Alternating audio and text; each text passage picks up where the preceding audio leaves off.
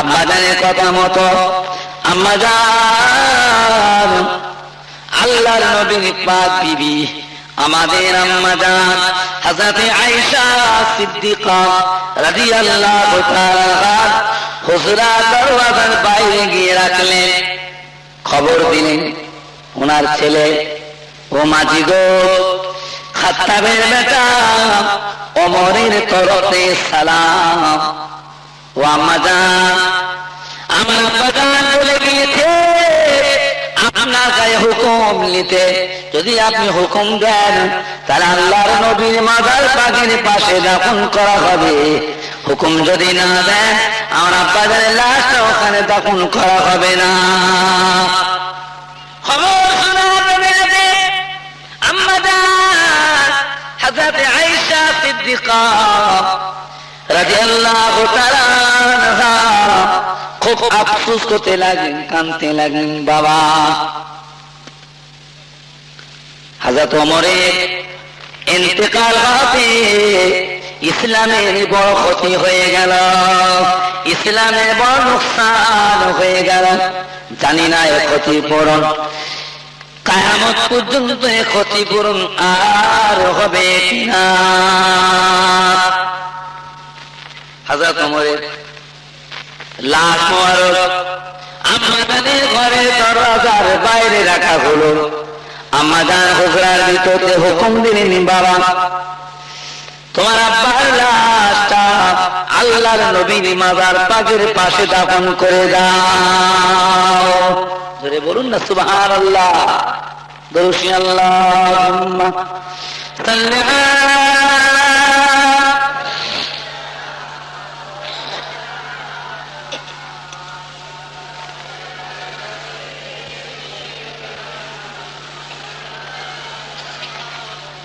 আল্লাহুম্মা সাল্লি আলা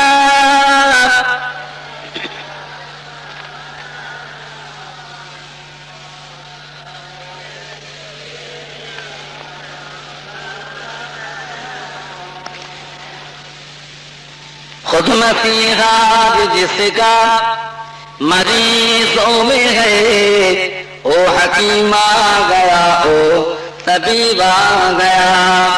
खुद मसीहा जिसका मरीजों में है, ओ हकीमा गया ओ तबीब आ गया। ऐ हलीमा तुझे और क्या चाहिए, तेरे घर में खुदा का हबीब आ गया। अल्लाहुम्मा सल्ली अला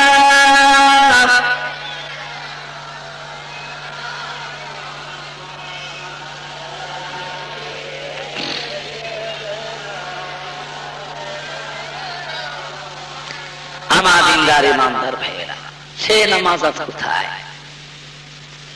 সে নামাজ সে জামাত আজ কোথায়? মুসলমানের ছেলে আমরা নামাজই পড়ি না, জামাতে নামাজ তো কথা নয়, নামাজই আমরা পড়ি না। বলো, যারা আমল করেছিলেন, যারা ইবাদত করেছিলেন, তাদেরকে শিক্ষা নেন। আমার দিনদার ইমানদার ভাইয়েরা, নেককার আল্লাহওয়ালা ভাইয়েরা, আল্লাহ তাআলার দরবারে তওবা করুন, মাফি চান, জীবনের গুনার কথা খেয়ালে আল্লাহ তাআলার দরবারে খাঁটি তওবা করুন। আল্লাহ রাব্বুল আলামিন জীবনের গুনাহকে আল্লাহ মাফ করে দেবেন। মাফ করার জন্য তিনি তিনার দয়ার দরওয়াজাকে খুলে রেখেছেন। জোরে বলুন সুবহানাল্লাহ। হযরত মূসা আলাইহিস সালামের জামানায় একজন ছিল মাজুসি, 490 বছর বয়স। ওই মাজুসিটার বয়স হলো 490 বছর। হযরত মূসা আলাইহিস সালাম এসে দেখা হতে, এসে বলছো, হযরত মূসা আলাইহিস সালাম, আমি এত বড় গুনাহগার বান্দা, আমার গুনাহ কি আল্লাহ তাআলা মাফ করবে? কেন বাবা, কি গুনাহ তুমি করেছো জীবনে? বলে, হুজুর, যার থেকে বড় গুনাহ নেই সেই গুনাহ আমি করেছি। আমি এত বড় পাপী, এত বড় নালায়েক নাদান, এতই বড় গুনাহগার, এত বড় গুনাহ করেছি যার উপরে আর কোনো গুনাহ হয় না, সেই গুনাহ আমি করেছি। আমার জন্য কি তওবা আছে? আমার জন্য কি ইস্তেগফার আছে? আমার কি মাপ পাওয়ার কোনো রাস্তা আছে, কোনো ওসিলা আছে? এত বড় গুনাহ করেছি, জীবনে আমি আল্লাহ তাআলার সঙ্গে শিরক কুফরি করেছি। আমার শিরক কুফরি গুনাহকে আল্লাহ মাফ করে দেবে। হযরতে আল্লাহর নবী মুসা আলাইহিস সালাম তখন তাকে বলেন, হ্যাঁ ও মজুসি, কেন তোমার গুনাহ আল্লাহ তাআলা মাফ করবেন না গো? আমার আল্লাহ তাআলা তিনি যে আর আমার রাহিম হতেছেন। জোরে বলুন সুবহানাল্লাহ। ও মজুসি, তুমি যে আল্লাহ তাআলা দরবারে তওবা করো, মাফি চাও, তোমার জীবনের সমস্ত গুনাহ আল্লাহ মাফ করে দেবে। 490 বছরের বুড়ো বলতে লাগলো, হুজুর বাচ্চাতে জওয়ান, জওয়ানতে আট বয়সী থেকে আজ বুড়ো হয়ে গেলাম, 490 বছর আমার বয়স, এখন আমি তওবা করলে আল্লাহ তাআলা কি আমার জীবনের গুনাহ মাফ করে দেবেন? মুসা আলাইহিস সালাম বলেন, হ্যাঁ। ও মজুসি, আমার আল্লাহ তিনি যে আর আমার রাহিম হতেছেন, তোমার জীবনে সমস্ত গুনাহ, পাহাড় পাহাড় গুনাহ আল্লাহ মাফ করে দেবেন। মজুসি বলল, মুসা আলাইহিস সালাম, যদি আল্লাহ তাআলা আমার জীবনের সমস্ত গুনাহ মাফ করে দেন, আমি এখনই আপনার হাতটা ধরে তওবা পড়ে কলেমা পড়ে এখনই মুসলমান হয়ে যাব। যদি বলুন না সুবহানাল্লাহ। হযরত মুসা আলাইহিস সালাম ওই লোকটার দিয়ে হাতটা বানিয়ে দিলেন। ওই মজুসি 490 বছরে বুড়ো মুসা আলাইহিস সালামের হাতটা ধরে পড়ে নিল কালেমা লা ইলাহা ইল্লাল্লাহ, লা ইলাহা ইল্লাল্লাহ, লা ইলাহা ইল্লাল্লাহ মুসা কালিমুল্লাহ। মুসলমান হয়ে গেল। যদি বলুন না সুবহানাল্লাহ। লোকটা মুসা আলাইহিস সালামের কাছে মুসলমান হয়ে খুশিতে মাগে বাগ, আমি আজ থেকে বেগুনাহ হয়ে গেছি, আমি আজ থেকে তো পাপ হয়ে গেছি, আমার আর কোনো গুনাহ নাই, আজ থেকে আমি নিষ্পাপ বেগুনাহ মাসুম হয়ে গেছি। লোকটা খুশিতে বাগে বাগ। ওই সময় লোকটা খুশিতে বাগে বাগ হয়ে ইসলাম কবুল করার খুশিতে একবার আল্লাহ বলে হাত মারলেন, আল্লাহ বলে চিৎ মেরে উঠলেন।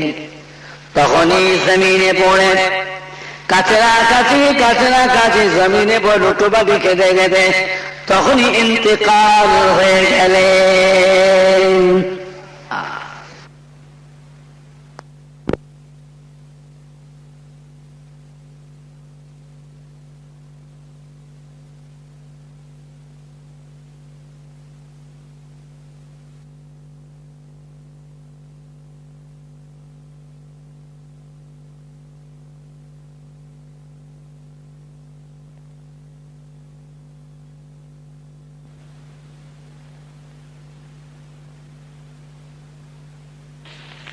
ইন্না লিল্লাহি ওয়া ইন্না ইলাইহি রাজিউন।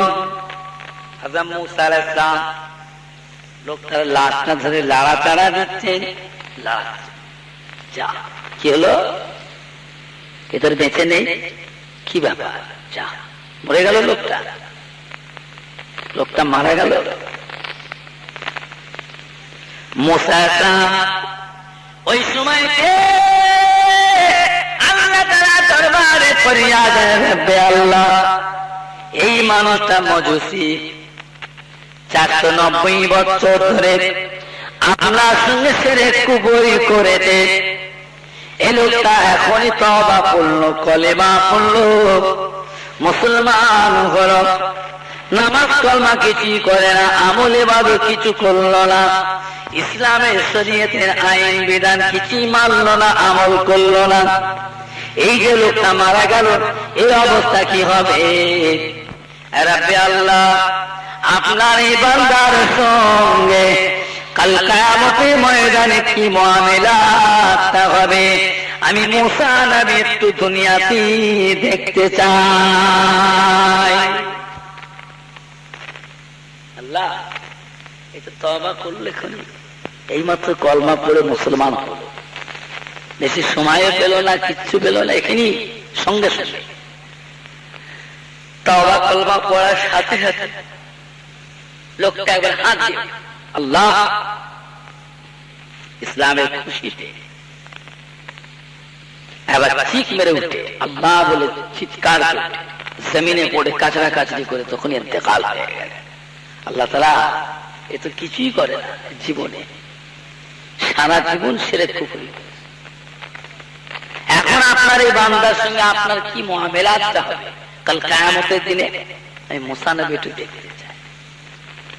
আল্লাহ, আপনি তো আমায় দেখান আপনাদের বান্দার সঙ্গে কিয়ামতের ময়দানে আপনার সাথে কি মুআমিলাতটা হবে।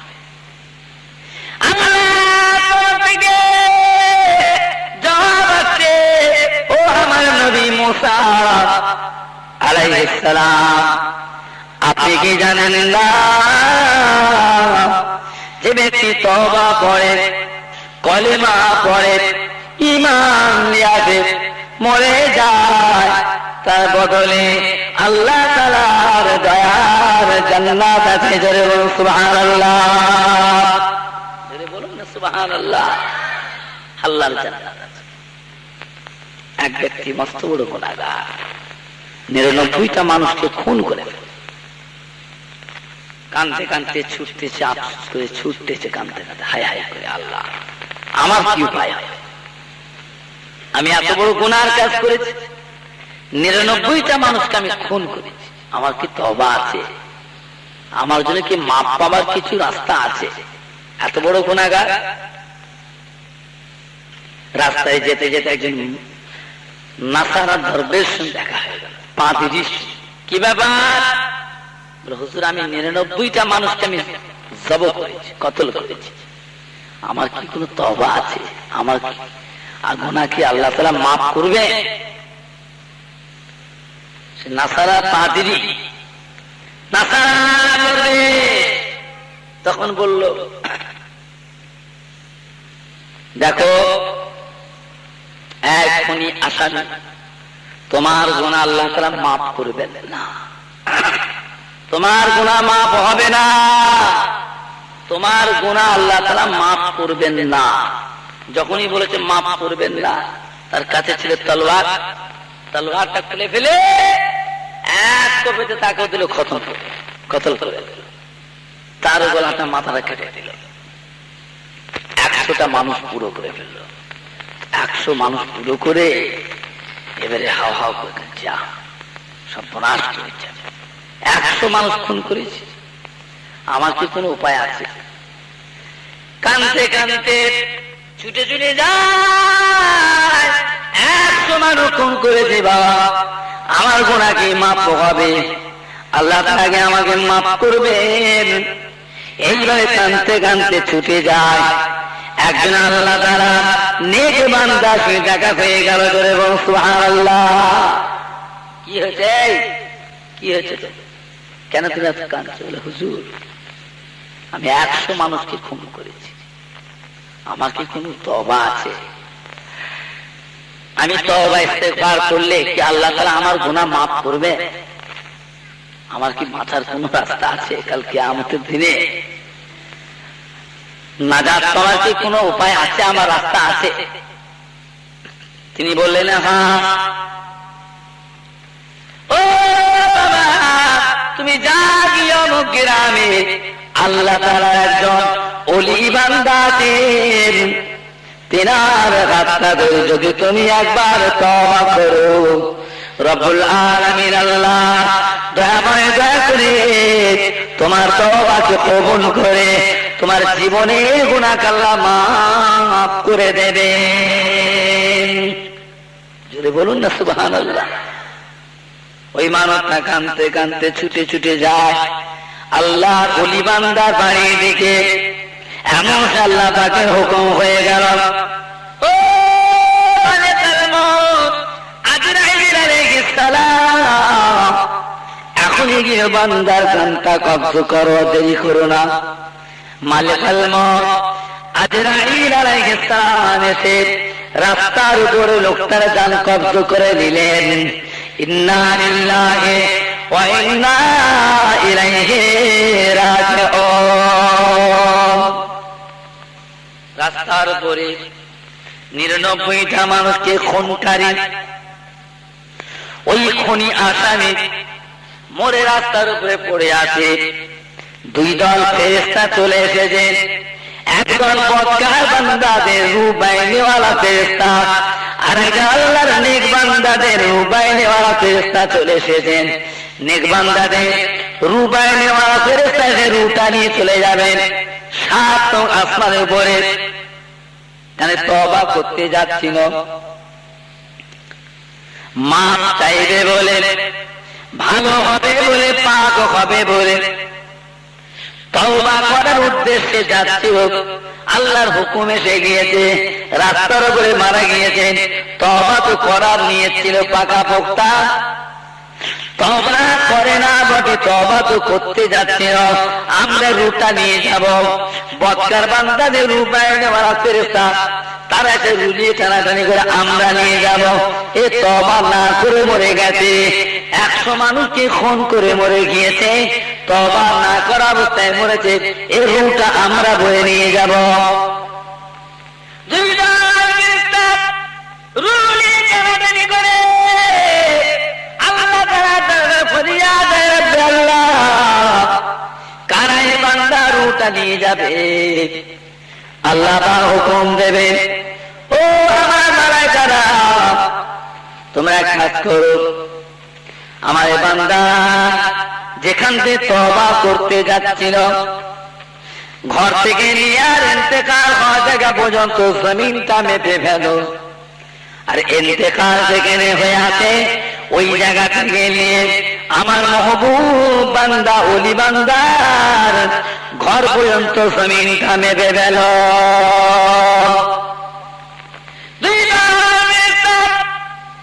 আর জমিনটা মাপতে লাগলে আল্লাহ হুকুম দিলেন, এই বাড়ির দিকে জমিনটা তুমি লম্বা হয়ে যাও, বড় হয়ে যাও।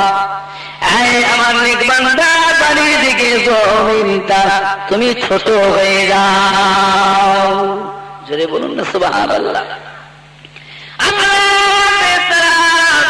আর এই জমির মাপতে আরম্ভ করলেন, মেপে মেপে দেখা যায় ওই বান্দা আল্লাহর ওলি বান্দার বাড়ির দিকে আধা হাত জমিন বেশি চলে গিয়েছেন। জোরে বলুন সুবহানাল্লাহ। আল্লাহ তাআলার রহমতের ফেরেশতারা ওই বান্দার রূহটা নিয়ে রহমতের ফেরেশতারা নিয়ে চলে গেলেন। জোরে বলুন সুবহানাল্লাহ। আল্লাহুম্মা সাল্লি আলা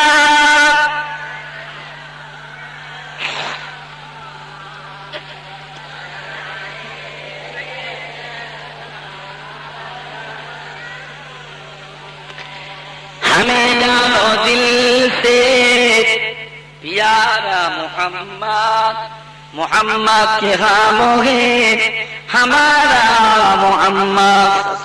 हमें जानो दिल से प्यारा मोहम्मद, मोहम्मद के खामों है हमारा मोहम्मद। जो आंखों में आए तू कबू तक रहेगा, ये पर्दा हमारा तुम्हारा मोहम्मद। अल्लाहुम्मा सल्ली अला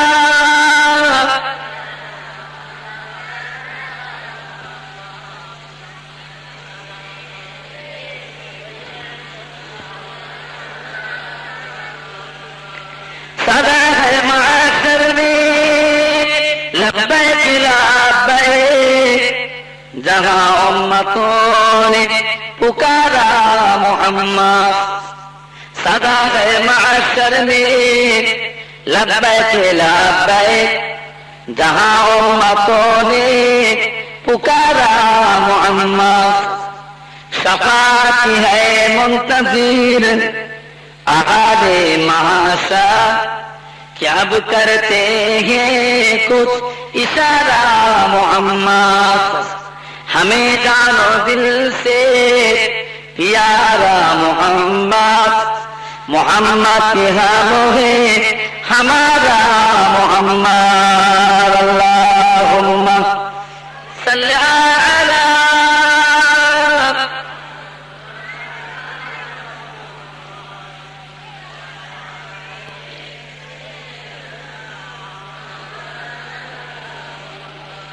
আমার দিনদার ইমানদার ভাইয়েরা, আল্লাহ তাআলার দরবারে তওবা করুন, নিজের গুনাহ থেকে মাফি চান।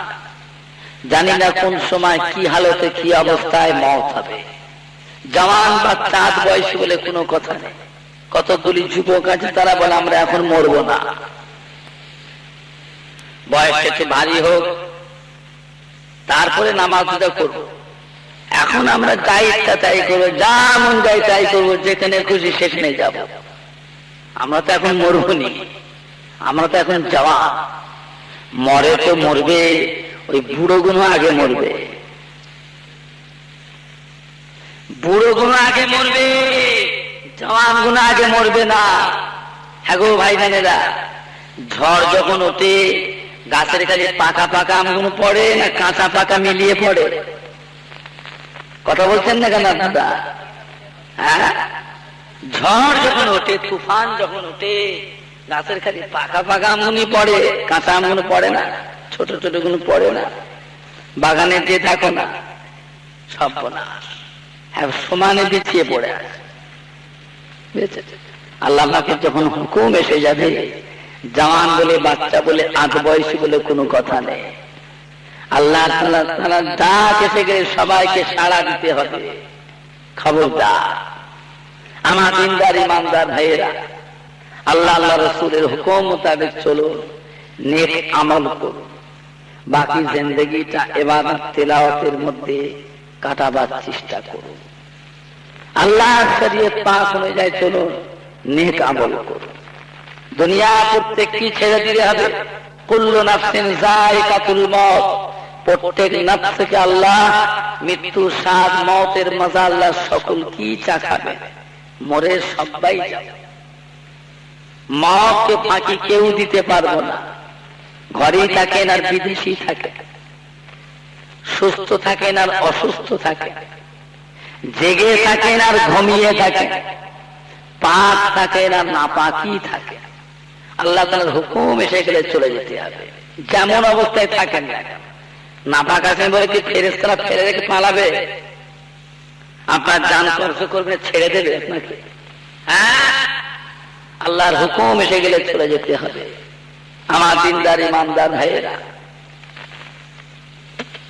আমার মুরব্বিয়ানগণেরা, জওয়ান যুবকেরা, আল্লাহ আল্লাহ রাসূলের হুকুম মোতাবেক চলুন, নেক আমল করুন। আল্লাহ তাআলার দরবারে গুনাহ থেকে তওবা করুন, মাফি চান। দুনিয়ার বুকে আল্লাহ তাআলার দরবারে নিজের অন্যায় অপরাধের কথা মনে করে চোখের পানি ছেড়ে দিয়ে কাঁদো, খাঁটি তওবা করো। চোখের দুই টুসা পানি দুনিয়া জমিনে ফেলে দেয়। আল্লাহ রাব্বুল আলামিন দুই ফোঁটা চোখের পানির বরকতে হাজার হাজার বছর আল্লাহ তাআলা জাহান্নামের আযাব থেকে নাজাত দিয়ে দেবেন। জোরে বলুন সুবহানাল্লাহ। কিয়ামতের ময়দানে লাখ বার কাঁদে, হাজার হাজার বছর যদি কাঁদে, হাজার হাজার বছর ধরে যদি কাঁদে, সে কান্নায় কোনো ফায়দা উপকার হবে না। দুনিয়ার বুকে আল্লাহ তাআলার দরবারে কেঁদে লাও, নিজের গুনার কথা, অন্যায় অপরাধের কথা মনে করে চোখের পানি ছেড়ে দিয়ে আল্লাহ তাআলার দরবারে কাঁদতে থাকো। যে ব্যক্তি আল্লাহর ভয়ে আল্লাহর দরে কাঁদে, যার চক্ষু দিয়ে পানি বের হয়, ওই চোখের পানির টুসাটা যদি মাছির মাথা থেকে ক্ষুদ্র ছোট হয়, তথাপি আল্লাহ তাআলা তার উপরে আযাবে জাহান্নামকে আল্লাহ হারাম করে দিয়েছেন। জোরে বলুন সুবহানাল্লাহ। আল্লাহ ने फरमाते बात জাহান্নামীরা জাহান্নামায় পড়ে কাঁদবে, এত কান্না কাঁদবে, কাঁদতে কাঁদতে তাদের চোখের পানি গুলো শেষ হয়ে যাবে। আল্লাহ ने फरमाते বাবারা, এমন সময় দেখতে পাওয়া যাবে কান্না তাদের থামবে না, ওই অবস্থায় তারা কাঁদতে থাকবে। দেখতে পাওয়া যাবে তাদের চোখের গোড়া দিয়ে পানির পরিবর্তে খুন বেরোতে থাকবে। এই পরিমাণে খুন বেরোবে, খুনের একটা দরিয়া হয়ে যাবে। ওই খুনের দরিয়াতে যদি নৌকা চালানো যায়, অনাসি নৌকা চলে যাবে। আল্লাহ ফরমাতে বাবা, তোমরা আল্লাহ তাআলার দরবারে তওবা করো, মাফি চাও, কাঁদতে থাকো। যে ব্যক্তি আল্লাহর ভয়ে কাঁদে, যার চক্ষু দিয়ে পানি বের হয়, ওই চোখের পানি তুষার দিয়ে মুখ দিয়ে গড়িয়ে চলে যায়।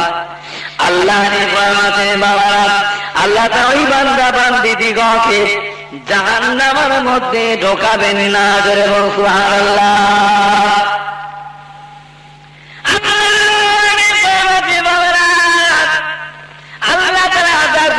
কথা মনে করে কাঁদো, আযাবে হয়ে গজবে হয়ে কাঁদো, জাহান্নামে হয়ে কাঁদো, আল্লাহর ভয়ে তোমরা কাঁদতে থাকো।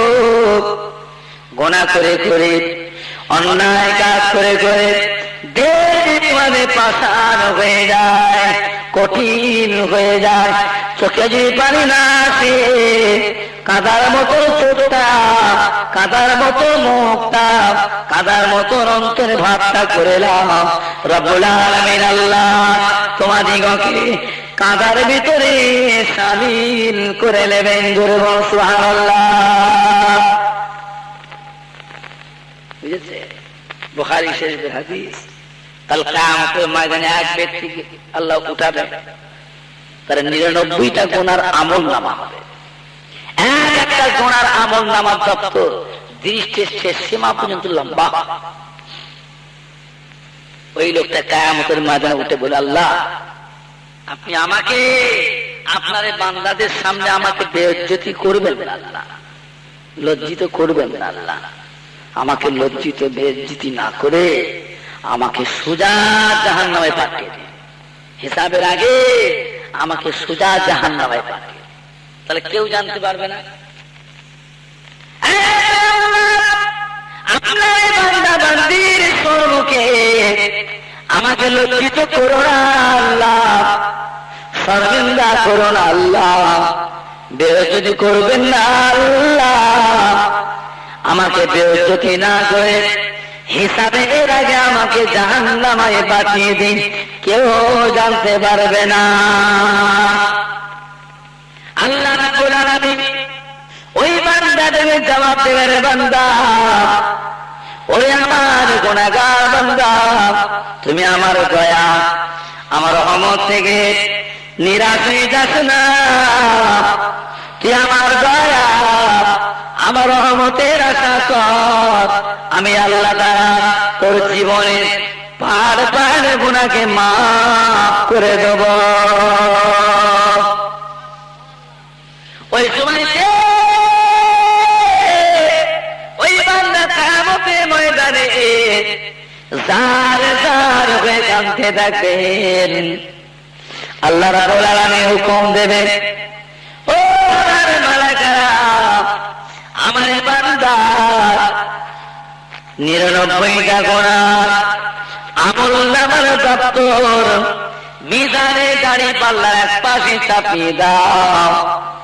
আল্লাহ তাআলা 99টা গুনাহ আমলনামার দপ্তর মিজানে দাঁড়ি পাল্লা এক পাশে চাপিয়ে দেবে, আর একটা পাশে ছোট একটা পট্টা কাগজ রেখে দেবে। দেখতে পাওয়া যাবে মিজানের পাল্লা ওঠানো হবে, দেখতে পাওয়া যাবে 99টা গুনার আমলনামা দপ্তরের দিকটা হালকা হয়ে যাবে। ছোট ওই পর্দা কাগজের দিকটা ভারী হয়ে যাবে। জোরে বলুন সুবহানাল্লাহ, জোরে বলুন না সুবহানাল্লাহ।